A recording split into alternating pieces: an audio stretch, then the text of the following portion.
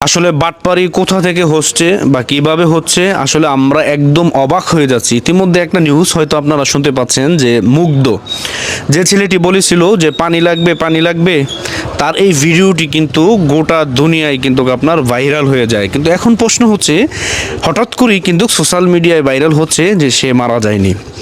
তাহলে কি বাকি শহীদদের মতো কি সেও কি ফিরে আসতেছে? আমরা হয়তো কিছুদিন আগে দেখেছিলাম যে একজন লোক দেশের বাইরে যাচ্ছে সুইজারল্যান্ড, কিন্তু চেহারা হুবহু তার মতন একদম মিল। এখন সেখানে বলা হচ্ছে যে মুগ্ধর ভাই সিগ্ন না কি জানি নাম, যদিও ওখানে বলা হচ্ছে যে তারা যমজ ভাই, কিন্তু আসলে প্রকৃত অর্থে নাকি এরকম কোনো খোঁজ কেউ পায়নি।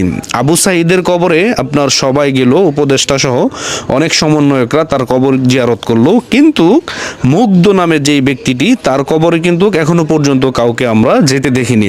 তার মানে এটা আসলে একটি আপনার প্রতারণা জাতির সাথে আমরা মনে করি, যদি এই বিষয়টি সত্যি হয়ে থাকে, যদিও এখনও এটি আমরা ক্লিয়ার হতে পারছি না। যদি ক্লিয়ার আমরা ওই সময় হতে পারবো, তার যেই মৃত্যু সেটি কনফার্ম করতে হবে যে আসলে সে মারা গেছে বা তার কবর কোথায় রয়েছে, আসলে কি জাতির সাথে কোনো প্রতারণা করা হয়েছে কিনা, এবং কি এই জুলাই আগস্টের যেই হত্যাকাণ্ড যারা কিলিং মিশন চালিয়েছিল শেখ হাসিনাকে ক্ষমতা থেকে উৎখাত করার জন্য, ইতিমধ্যে সমন্বয়করা যা বলতেছে যে শুধু একমাত্র তারাই ছিল সেই পরিকল্পনা মাফিক একটি বিষয়, যে সরকার পতনই ছিল তাদের মূলত আপনার সকল একটি মাস্টার প্ল্যান।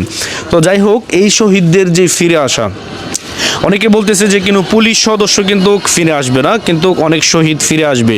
আসলে এই কথাটার যে জঞ্জাল সেটি এখনো কেন রয়ে গেল, এবং কি এই কথা আমরা কিভাবে বুঝবো যে আসলে সে শহীদ হয়েছে বা সে মারা গেছে, বা তার কবর এখনো পর্যন্ত কাউকে আমরা জিয়ারত করতে দেখিনি, বা কেউ তার কবরে গিয়ে ফুল দিয়ে শ্রদ্ধাও জানায়নি।